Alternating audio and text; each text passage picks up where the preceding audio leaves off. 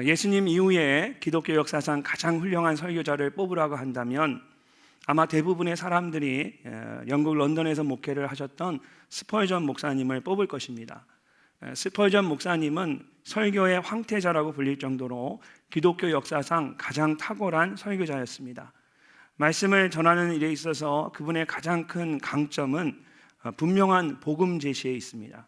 우리가 보통 B라인이라고 하는데요, 블러드 라인이라고 해서 성경의 모든 말씀이 예수 그리스도의 십자가와 연결되어지고 십자가의 보혈과 연결되어져 있다고 말할 정도로 이 스펄전 목사님은 어떤 말씀을 전하든지 간에 그 말씀 가운데 예수 그리스도의 십자가의 보혈에 대해서 증거하고 전하는 그런 설교자였습니다.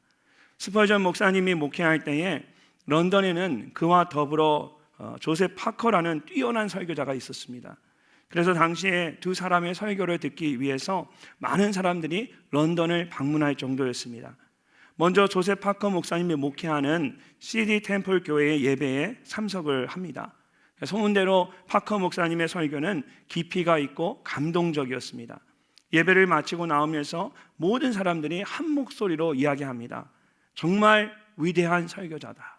What a great preacher. 그런 다음 그분들은 또 스펄전 목사님이 목회하시는 메트로폴리탄 터버나클 교회에서 예배에 참석을 또 합니다.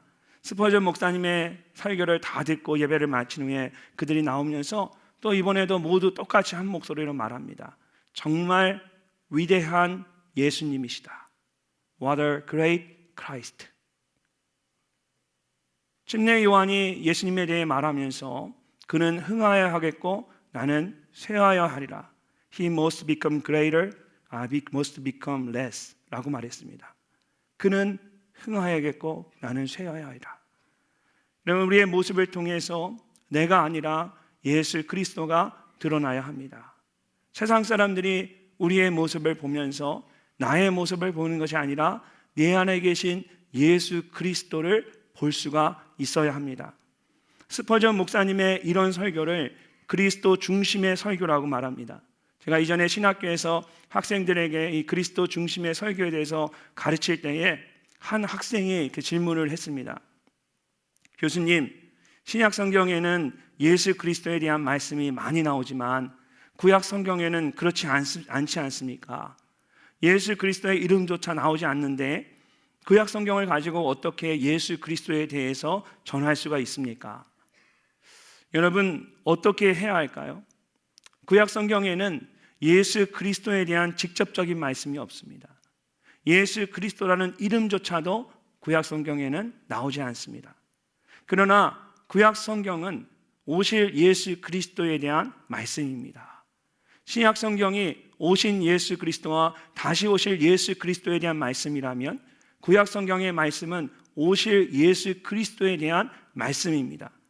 구약 성경이 예수 그리스도에 대해서 직접적으로 말하고 있지는 않지만 간접적으로 오실 예수 그리스도에 대해서 말씀하고 있습니다. 이것을 미리 알려주는 표징이라는 뜻으로 예표라고 합니다. 아직 이루어진 것은 아니지만 앞으로 일어날 것에 대한 그림자와 같은 것을 말합니다. 그러므로 구약 성경의 말씀은 이제 오실 예수 그리스도에 대한 예표의 말씀입니다. 그래서 우리는 구약 성경의 말씀 속에서도 여전히 예수 그리스도를 볼 수가 있고 예수 그리스도를 증거할 수가 있습니다. 오늘 우리가 함께 읽은 이 본문의 말씀이 바로 그런 예표의 말씀입니다. 이스라엘이 애굽에서 나와서 광야에 있을 때에 하나님께서 모세를 통해 오늘 절기에 대한 이 말씀들을 주셨습니다. 근데 10절을 보면 너희는 내가 너희에게 주는 땅에 들어가서 너희의 곡물을 거둘 때에 라고 말씀하십니다. 오늘 본문의 말씀은 초실절과 칠실절에 대한 말씀인데 이것은 곡식을 심고 거두며 지키는 절기입니다. 사실 이렇게 심고 거두는 것은 정착을 해야만, 어떤 땅에 정착해야만 가능한 일입니다. 근데 지금 이스라엘 백성들은 광야 한복판에서 유목민과 같이 계속해서 움직이면서 하나님께 이 말씀을 받았습니다. 앞으로 40년은 지나야만 가나안 땅에 들어가서 그들은 정착하게 되는 것입니다. 이처럼 초실절과 칠칠절은 약속하신 땅에 들어간 후에나 지킬 수 있는 절기였습니다. 그런데 하나님은 왜 굳이 지금부터, 지킬 수 없는 상황인데도 지금부터 말씀하시는 것일까요? 초실절과 칠칠절이 단지 심고 거두는 절기만이 아니기 때문입니다. 하나님은 훨씬 더 이후에 일어날 일에 대한 예표의 말씀으로 오늘 두 절기에 대한 말씀을 우리에게 주고 계십니다. 그것이 무엇일까요? 바로 이제 우리가 살펴보겠지만 초실절과 칠칠절은 예수 그리스도에 대한 말씀입니다.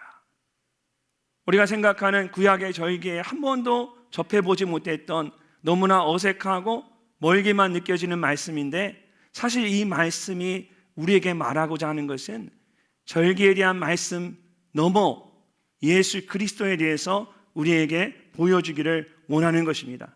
그렇기 때문에 절기를 지키는 것이 전부가 되어서는 안 됩니다. 두 절기에 담겨있는 영적인 의미를 알아야만 합니다. 그것이 하나님께서 우리에게 초실절과 칠칠절을 주신 이유이고 그것을 지키는 올바른 방법입니다. 먼저 하나님은 첫 이삭의 놀라운 은혜에 대해서 말씀하십니다.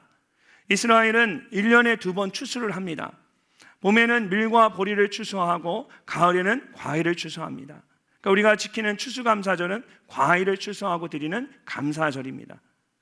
초실절과 칠칠절은 봄에 밀과 보리를 추수하며 지키는 절기입니다. 봄에 지키는 절기예요. 밀과 보리의 추수를 시작하면서 초실절을 지키고 또 추수를 다 마치면서 칠칠절을 지키게 됩니다. 10절과 11절 말씀을 함께 한번 읽어보겠습니다. 이스라엘 자손에게 말하여 이르라.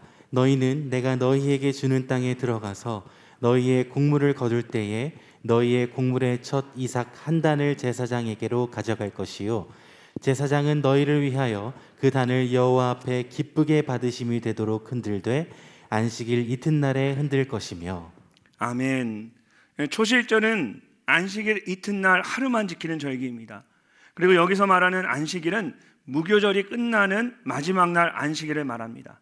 우리가 지난 시간에 유월절과 무교절에 대한 말씀을 나눴던 것을 기억하시나요?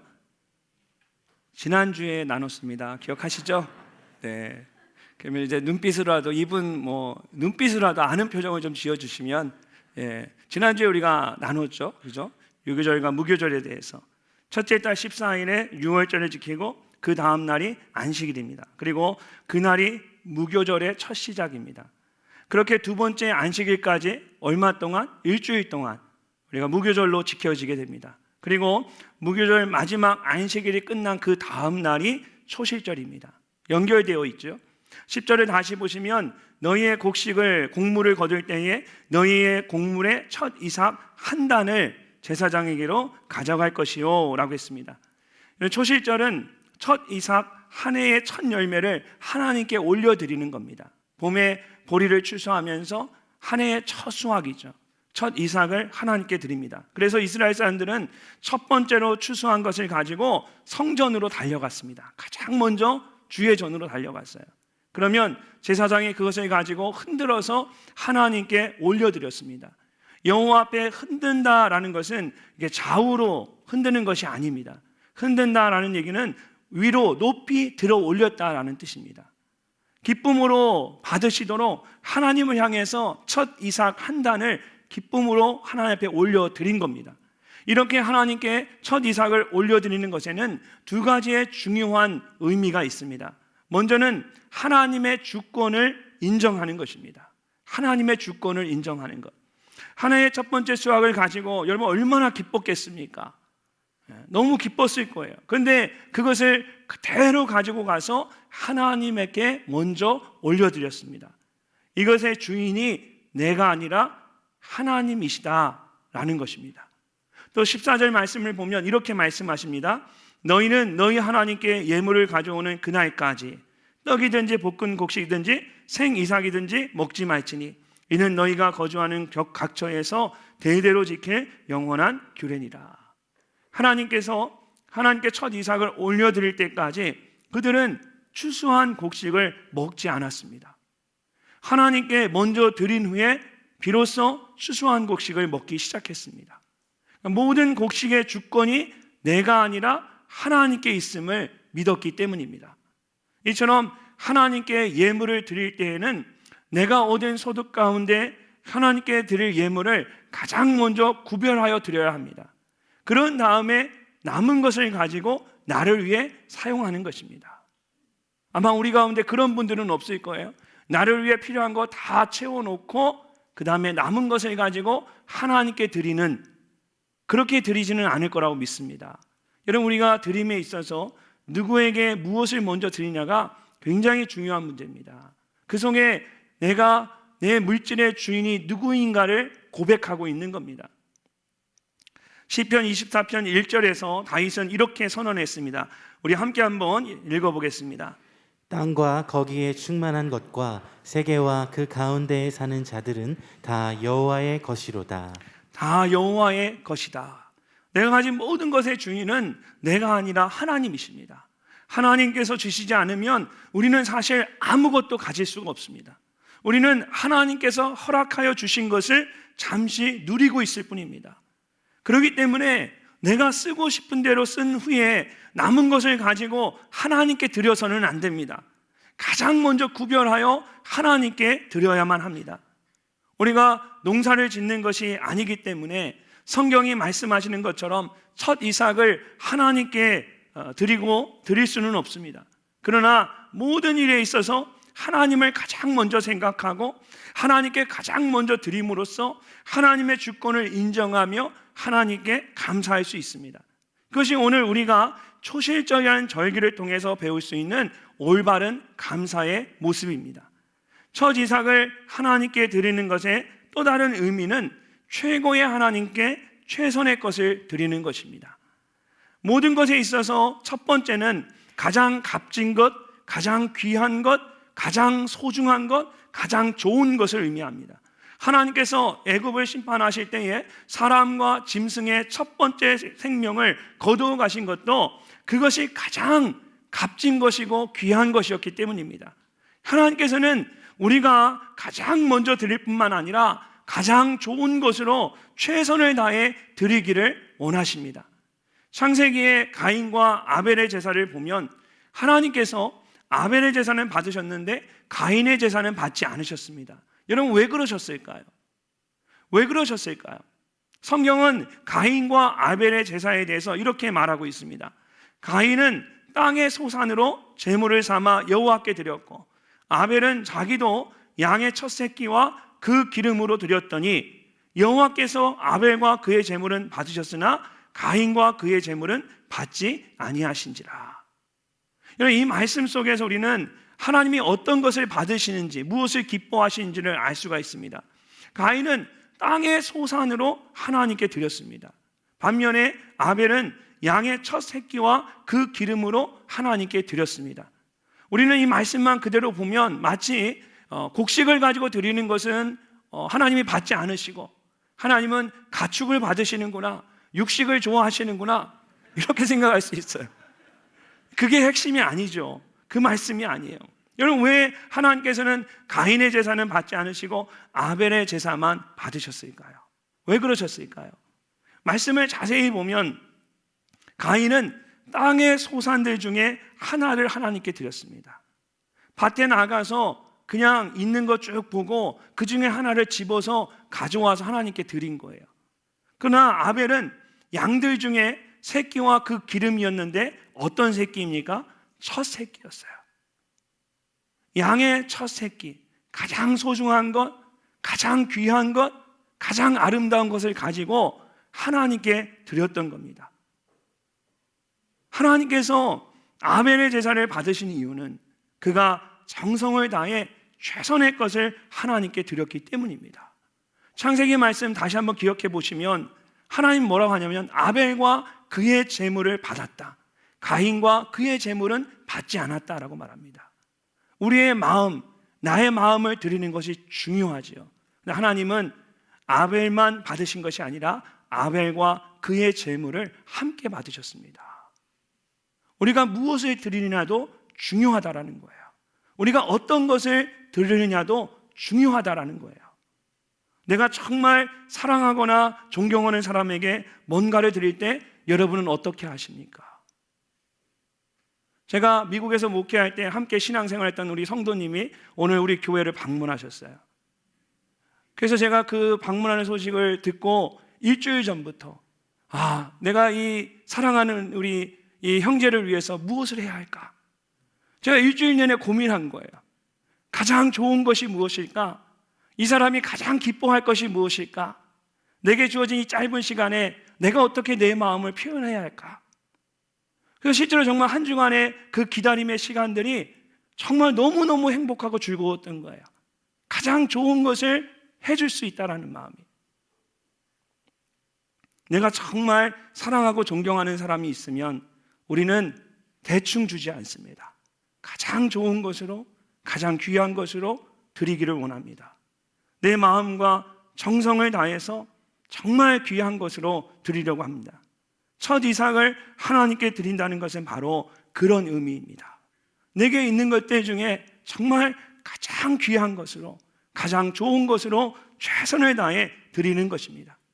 시골에 어떤 농부가 있었습니다. 하루는 그 집에서 키우는 암소가 새끼를 베었습니다. 농부는 하나님, 쌍둥이가 태어나면 한 마리는 주님께 드리겠습니다 라고 기도했습니다. 몇 달 후에 암소가 정말 송아지를 낳았습니다. 그런데 놀랍게도 쌍둥이였던 거예요. 그러니까 아내가 남편에게 물었습니다. 여보, 너무나 감사하지요. 하나님께서 당신의 기도를 들으셔서 정말 쌍둥이를 주셨네요. 그러면 어떤 송아지를 하나님께 드릴 거예요? 농부가 막상 이 암소가 쌍둥이를 낳고 나니까 갑자기 아까운 생각이 들었습니다. 그래서 글쎄 한번 두고 보지 뭐, 그러면서 민기적 거리는 거예요. 그렇게 며칠이 지났습니다. 그러던 어느 날 새벽에 이 농부가 근심에 찬 그런 얼굴로 아내에게 와서 말했습니다. 여보, 어젯밤에 송아지 가운데 한 마리가 죽었어. 그런데 그만 하나님께 드리기로 한 것이 죽었어. 이것이 누구의 모습일까요? 남의 것을 훔쳐오는 것만 도둑질입니까? 하나님께 드리기로 한 것을 내 마음대로 나를 위해 사용한다면 그것도 하나님 앞에 범죄하는 것이고 또 부끄러운 것입니다. 하나님은 억지로 인색함으로 하지 않고 자원함으로, 기쁨으로 최선을 다해 드리는 것을 가장 기쁘게 받으시는 줄로 믿습니다. 여러분, 이번 추수감사절에는 우리가 최선을 다해 가장 귀한 것으로 하나님께 드리실 수 있기를 바랍니다. 우리의 믿음의 선진들, 우리의 부모님의 믿음을 보면 정말 소중한 게 뭐냐면 우리 부모님들은 가장 좋은 것을 가장 먼저 구별하여서 하나님께 올려드렸습니다. 지금이야 은행에 가서 새 돈으로 달라 하면 다 주겠지만 예전에는 제가 기억이 나요. 아버지가 월급을 받아오시면 그 중에 가장 깨끗한 지폐만 따로 구분해 놓으셨어요. 또 나중에는 연초가 되면 은행에 가서 새 지폐를 받아오셨어요. 그리고 그 깨끗한 종이를 가지고 돈을 가지고 하나님 앞에 드렸어요. 작은 것 하나까지도 최선을 다했다는 겁니다. 여러분, 코로나 가운데 한 해 동안 나의 삶과 가정을 지켜주신 하나님의 은혜가 얼마나 감사합니까? 그럼 하나님의 은혜잖아요. 지금 이렇게 있는 것도 하나님의 은혜이고, 우리의 감사가 단순히 해마다 찾아오는 절기라서 그냥 마지못해 형식적으로 그렇게 하는 그런 것이 되어서는 안 됩니다. 첫 이삭을 들고 다른 어떤 것을 하지 않고 가장 먼저 기쁨으로 그 이삭을 들고 하나님의 전으로 나아가 하나님 앞에 올려드렸던 그런 감사와 같이 여러분, 최고의 하나님께 최선의 것을 드리는 우리 모두가 되시기를 주님의 이름으로 축복합니다. 마지막으로 첫 이삭의 중요한 영적 의미가 한 가지가 더 있습니다. 제가 처음에 이 초실절은 다른 절기와 달리 앞으로 이루어질 일을 미리 보여주는 예표와 같다고 했습니다. 그런 면에서 이 초실절에 드리는 첫 이삭은 부활의 첫 열매가 되시는 예수 그리스도를 예표하는 것입니다. 어떻게 그렇게 될까요? 고린도전서 15장 20절 말씀 우리 함께 한번 읽어보겠습니다. 그러나 이제 그리스도께서 죽은 자 가운데서 다시 살아나사 잠자는 자들의 첫 열매가 되셨도다. 아멘. 잠자는 자들의 첫 열매가 되셨도다. 잠자는 자들은 죽은 자들을 말합니다. 예수님께서 십자가에 죽으셨다가 다시 살아나심으로써 죽은 자들의 첫 열매가 되셨습니다. 여러분, 성경을 보면 예수님께서 안식후 이튿날 초실절의 첫 열매와 같이 다시 살아나셨습니다. 예수님의 무덤을 찾아갔던 여인들은 부활하신 주님을 보고 그 소식을 전하기 위해서 기쁨으로 뛰어갔습니다. 기쁨으로 뛰어가던 그 모습을 한번 상상해 보십시오. 또 마치 첫 이삭을 가지고 기쁨으로 성전을 향해 뛰어가는 그 모습과 같아 보이지 않으십니까? 12절을 보면 흠없는 순양으로 여호와께 번제로 드리라고 했습니다. 또 13절을 보면 고운 가루를 여호와께 드려 화제로 삼으라고 했습니다. 그리고 포도주를 전제로 제단 위에 다 부으라고 했습니다. 이 모든 것들이 십자가 위에 유월절 어린 양으로 드려지고 물과 피를 그 위에 모두 쏟으신 예수 그리스도를 가리키고 있습니다. 그러므로 77절에 하나님께 드려졌던 이 첫 이삭은 부활의 첫 열매가 되신 예수 그리스도를 말하고 있는 것입니다. 근데 오늘 말씀을 잘 보시면 이삭 하나가 아니라 한 단을 하나님께 드렸습니다. 여러분, 한 단은 한 묶음입니다. 이것이 무엇을 의미할까요? 방금 읽은 고린도전서 15장에 나오는 부활의 첫 열매에 대한 말씀을 보면 바울이 이렇게 말합니다. 그러나 각각 자기 차례대로 되리니 먼저는 첫 열매인 그리스도요, 다음에는 그가 강림하실 때에 그리스도에게 속한 자요.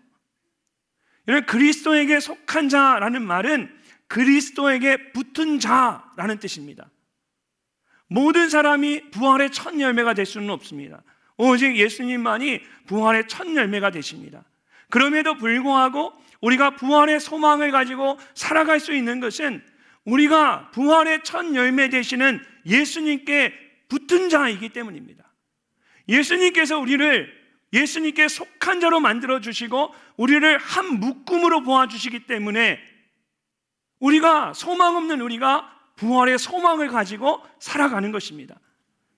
70절에 첫 이삭의 한 묶음이 함께 드려졌던 것처럼 예수 그리스도로 인해 우리는 부활에 참여하는 자가 되었습니다. 예수 그리스도에게 붙은 자로서 예수님과 한 묶음이 되었기 때문입니다. 얼마나 감사한 일입니까? 우리가 언약에 대하여 외인이었고 그리스도 밖에 있는 자였고 소망이 없이 살아가던 그런 우리가 이제는 그리스도 안에서 언약의 백성이 되었고 소망 있는 자가 되었습니다. 그리스도에게 속한 자가 되었고 부활에 참여하는 자가 되었습니다. 예수 그리스도에게 붙은 자가 되었습니다. 그 은혜로 인하여 감격하며 온 마음을 다해 하나님 앞에 감사하는 우리 모두가 되시기를 주님의 이름으로 축원합니다. 두 번째로 오늘 본문을 말씀을 보시면 하나님은 넘치는 감사에 대해서 말씀하십니다. 봄에 지키는 절기들 중에 초실절에 이어서 마지막으로 지키는 절기는 77절입니다. 자, 15절과 16절 말씀을 함께 읽어보겠습니다. 안식일 이튿날 곧 너희가 요제로 곡식단을 가져온 날부터 세어서 7 안식일의 수요를 채우고 7 안식일 이튿날까지 합하여 50일을 계수하여 새 소제를 여호와께 드리되. 아멘. 77절은 초실절부터 시작해서 7번의 안식일을 채우고 거기에 하루를 더 더해서 50일이 되었을 때 지키는 절기입니다. 초실절부터 시작한 보리의 추수를 모두 마치고 감사의 제사를 드린다고 해서 맥추절이라고 부르기도 하고 50일을 채워서 지킨다고 해서 오순절이라고 말하기도 합니다. 이런 77절의 가장 중요한 의미는 넘치는 감사입니다. 이스라엘은 위아래로 긴 나라이기 때문에 봄의 추수를 모두 마치려면 한 2달 정도의 긴 시간이 걸렸습니다. 그 기간에 계속해서 추수한 곡식들을 창고에 쌓아가는 것입니다. 방금 읽은 말씀에 나오는 7 안식일의 수요를 채우고 라는 말씀처럼 이 초실절에서 77절까지의 시간은 넘치도록 채워지는 시간이었습니다. 그래서 18절에서 20절까지의 말씀을 보면 77절에는 정말 많은 제물들을 하나님께 올려드렸습니다. 1년 된 흠없는 어린 양 7마리, 어린 수소 1마리, 순양 2마리, 또 순염소 1마리, 어린 순양 2마리. 그러니까 다른 절기들과는 비교할 수 없을 정도로 많은 것들을 하나님께 드렸던 것입니다. 77절을 지키는 그 사람들의 마음 가운데 여러분 감사하는 마음이 얼마나 풍족하고 풍성했는지 우리가 알 수가 있습니다. 그런데 이렇게 드리는 것들 중에 아주 특별한 것이 있었습니다. 그것은 가장 먼저 하나님께 드리는 작은 떡 2개입니다. 자, 17절 말씀 함께 읽어보겠습니다. 너희의 처소에서 10분의 2 에바로 만든 떡 2개를 가져다가 흔들지니 이는 고운 가루에 누룩을 넣어서 구운 것이요 이는 첫 요제로 여호와께 드리는 것이며. 아멘. 자, 77절에 초실절에서 7주를 지내고 77절에 하나님 앞에 처음으로 요제로 흔들어 드리는 제물로 드리는데 가장 먼저 뭘 드립니까? 떡 2개를 가져다가 하나님께 드렸어요. 근데 그 떡 2개가 특별한 떡입니다. 누룩을 넣은 떡이에요. 77절에는 누룩을 넣어서 구운 떡 2개를 하나님께 가장 먼저 드렸습니다.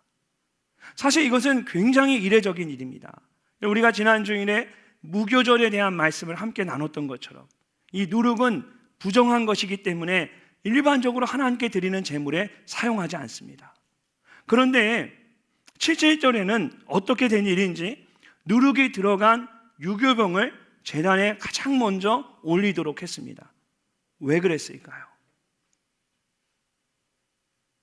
먼저는 하나님께 가장 풍성한 감사를 올려드리기 위해서입니다. 풍성한 감사. 77절은 초실절 때부터 거두어드리기 시작한 밀과 보리의 수확이 끝나는 때였어요. 그래서 이때는 그 어느 때보다 곡식이 창고에 풍성했습니다. 넘쳐나는 곡식을 보면서 하나님의 은혜를 풍성하게 느낄 수 있었습니다. 하나님께서는 그런 풍성한 은혜에 맞게 풍성한 감사를 드리도록 가장 먼저 누룩을 넣어서 부풀어 올린 2개의 떡을 제단 위에 올리도록 하신 것입니다. 세상에 감사를 모르는 사람은 없습니다. 미국 사람들이 가장 많이 하는 말이 땡큐, 감사합니다, 또 사랑합니다 2말이에요. 땡큐라는 말은 거의 입에 붙여놓고 삽니다. 또 한국도 제가 와보니까 마찬가지인 것 같아요. 뭘 해도 한국 분들도 감사하다는 표현을 정말 잘합니다. 그래서 그런지 우리의 감사가 여러분 형식적으로 되어질 때가 참 많습니다. 진정한 감사를 잊어버리는 거예요. 홍수가 나면 가장 귀한 것이 무엇인지 압니까? 홍수가 나서 온 사방이 물로 덮여져 있을 때 가장 귀한 것이 마실 수 있는 물 한 잔입니다. 감사가 홍수처럼 넘쳐나는 이때에 여러분 가장 귀한 것이 무엇이겠습니까? 진실한 감사예요. 진정한 감사입니다. 누가복음 17장에 보면 예수님에게 고침을 받은 10명의 문둥병자에 대한 말씀이 나옵니다. 예수님께서 제사장들에게 가서 그의 몸을 보이라고 말했는데 그들이 가는 길에 몸이 다 깨끗해졌습니다. 그런데 그들 중에 사마리아 사람 1명만 주님께 돌아와서 감사했습니다. 그것을 보시고 예수님 물으십니다. 10사람이 다 깨끗함을 받지 아니하였느냐? 그 9은 어디 있느냐? 그 9은 어디에 있을까요? 막상 문둥병이 낫고 나니까 하고 싶은 일들이 많아진 거예요. 못했던 일들이 생각나는 거예요. 너무 기뻐서 일단은 가족에게 뛰어가서 내 몸이 나아졌다는 걸 보여줘야 되겠고, 또 그 다음에는 내가 못했던 일들을 해야겠죠. 가고 싶었던 공원에도 가고 산에도 올라가 보고, 또 먹지 못했던 것도 마음껏 먹어보고, 하지 못했던 것도 다 해보고, 막상 고침을 받고 나니까 하나님 앞에 그렇게 감사한 마음이었는데 막상 고침을 고치고 나니까 하고 싶은 일들이, 해야 할 일들이 너무나 많은 거예요. 다 잊어버리는 거예요. 우리는 하나님께서 많은 것을 주시면 풍성하게 감사할 수 있다라고 생각합니다. 지금은 적어서 많지 않아서 또 형편이 안 돼서 감사하지 못하지만 하나님 나를 풍성하게 채워주시고 하나님이 내 기도에 응답해 주시고 내게 많은 것 주시면 내가 풍성하게 넘치도록 감사해야지. 제가 목회를 해보니까요, 많은 사람들을 접해보니까 작은 것에 지금 이 상황에서 감사하지 못하는 사람은 아무리 하나님이 풍성하게 채워줘도 감사하지 못해요. 작은 것에 감사하는 사람이 결국은 하나님이 풍성하게 채워주셨을 때 넘치도록 감사할 수 있습니다. 여러분, 감사는 훈련입니다. 순종이 훈련이듯이 감사 또한 훈련입니다. 작은 것에 훈련되지 않으면 막상 하나님 앞에 큰 것으로 감사해야 할 때 인색할 수밖에 없는 것이 우리의 연약한 인간의 모습입니다.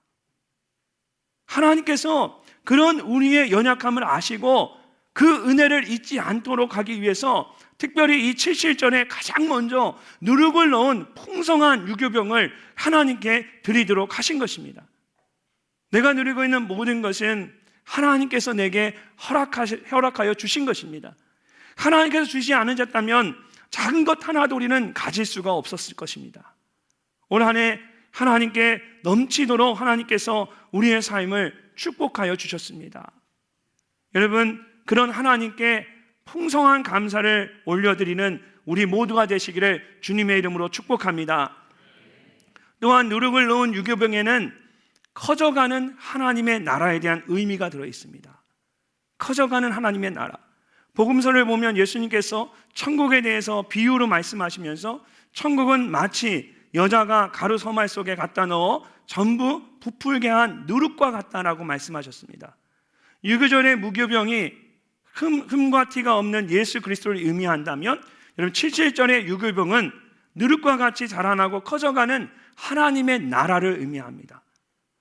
이처럼 하나님의 은혜에 대한 풍성한 감사는 그냥 우리 안에 머물러 있으면 안 됩니다. 누룩을 넣은 유교병과 같이 우리의 이웃과 세상을 향해서 넘쳐 흐르는 넘치는 감사가 되어야만 합니다. 7.7절에 가장 먼저 누룩이 들어있는 부풀어 오르는 떡을 하나님께 드렸던 이유는 하나님께서 바로 그것을 기억하라는 겁니다. 내 마음과 내 삶 가운데 있는 감사가 넘쳐날 때 그 풍성한 감사를 내 마음에 내 삶에 혼자 간직하지 말고 그 감사가 넘쳐 흘러서 너희의 이웃들과 나누는 이 누룩과 같은 넘치는 감사를 살아가라는 것입니다. 그럴 때 우리의 삶 속에 하나님의 나라가 커져가고 확장되어져 가는 것입니다. 오늘 본문 말씀에 나오는 여러분 7.7절에 대한 마지막 말씀을 보면 한 절이 더 추가되어 있는 걸 볼 수가 있습니다. 하나님이 주신 절기에 대한 말씀인데 이 7.7절만 한 절이 더 추가가 되어 있습니다. 자, 22절 말씀을 함께 한번 읽어보겠습니다. 너희 땅에 곡물을 벨 때에 밭 모퉁이까지 다 베지 말며 떨어진 것을 줍지 말고 그것을 가난한 자와 거류민을 위하여 남겨두라. 나는 너희의 하나님 여호와이니라. 아멘. 그것을 가난한 자와 거류민을 위하여 남겨두라. 열심히 추수를 하다 보면 너무 기뻐서 다른 것을 생각하지 못할 수가 있습니다. 좋은 것을 누리다 보면 그게 너무 좋아서 우리가 잊어버릴 때가 있어요. 여러분은 그럴 때 없으십니까? 저희 맛있는 거 먹다 보면 저도 모르게 아내 거 안 남겨놓고 제가 다 먹을 때가 있어요. 너무 좋으면 그러면 안 되는데, 그죠? 예. 뭐 좋은 거 하다 보면 정신이 거기에 쏙 빠져들죠. 그러니까 7.7절에 7주간 열심히 추수하다 보면 아무 생각 없이 그냥 내 것을 챙기는 거에만 집중을 하는 거예요. 그런데 그 순간에도 하나님의 눈은 우리의 이웃과 세상을 살피고 계세요. 그래서 가난한 자들과 외국인들과 소외된, 가장 소외되기 쉬운 그런 사람들, 어려운 사람들, 그런 사람들을 위해서 모퉁이에 있는 그 짜투리 곡식들은 베지 말라는 거예요. 그리고 곡식이 떨어져 있는 것들은 줍지 말라는 거예요. 내게 주신 이 풍성한 은혜를 내 것으로만 갖지 말고 흘려보내라. 흘려보내라.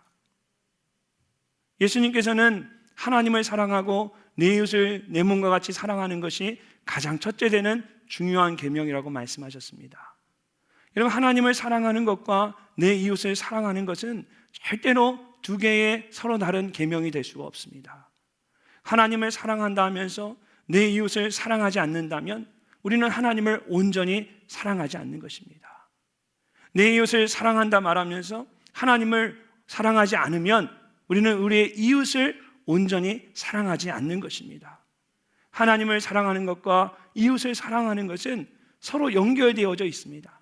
우리가 하나님 앞에 감사하면 반드시 그 감사가 우리의 것으로 끝나지 않고 우리의 이웃에게 흘러가야만 합니다. 11월 감사의 날을 통해서 하나님을 향한 우리의 감사가 이웃을 향한 사랑과 감사로 표현되어질 수 있기를 주의 이름으로 축원합니다. 여러분, 목장의 식구들을 돌아보세요. 목장의 식구들이나 여러분의 가까운 이웃들을 돌아보세요. 올 한 해를 살면서 내게도 감사한 것이 많았지만 또 힘들고 어렵게 살아간 사람들이 있어요. 여전히 삶의 문제를 가지고 있는 분들이 있고 사랑과 관심이 또 격려가 필요한 분들이 있습니다. 11월 한 달간 우리가 하나님 앞에 감사하는 것도 중요하지만 우리의 감사에 우리가 너무 빠져들어서 우리의 이웃을 잃어버리고 잊어버리는 죄를 범해서는 안 됩니다. 오히려 목장 안에 있는 이웃들을, 정말 사랑이 필요하고 섬김이 필요한 이웃들을 초대해서 여러분의 감사를 함께 나누시고 여러분의 사랑을 함께 나누시기를 바랍니다. 그럴 때 비로소 나의 삶 가운데, 내 가정 가운데, 우리 교회 가운데 누룩이 커져만 가듯이 하나님의 나라가 확장되어져 가고 커져가는 줄로 믿습니다. 초실전의 첫 이삭은 우리로 하여금 부활의 첫 열매가 되시는 예수 그리스도를 기억하게 하십니다.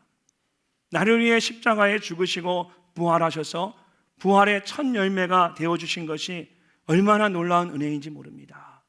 내가 예수 그리스도에게 붙은 자다, 예수 그리스도에게 속한 자다, 한 묶음으로 나를 묶어주신 것이 얼마나 놀라운 은혜입니까?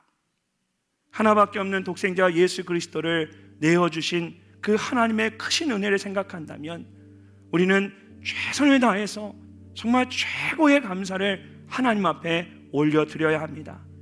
또한 77절은 풍성한 하나님의 은혜를 기억하는 시간입니다. 누룩을 넣은 무교병이 부풀어 오르듯 정말 내게는 작은 도시락밖에 없었는데 하나님이 그것을 축복해 주셔서 수많은 사람들을 먹이는 풍성한 삶을 주셨습니다. 내 자녀들과 내 가족들이 한 해 동안 풍성하게 지낼 수 있었던 것이 하나님의 크신 은혜입니다. 그 은혜가 우리 안에 머물러 있으면 안 됩니다. 이제 그 은혜가 우리의 삶을 통해서 누룩이 부풀어 오르듯 세상을 향해 이웃을 향해 넘쳐나야만 합니다. 초실절과 77절을 기억하며 놀라운 은혜와 넘치는 감사를 하나님 앞에 올려드리는 우리 모두가 되시기를 주님의 이름으로 축복합니다.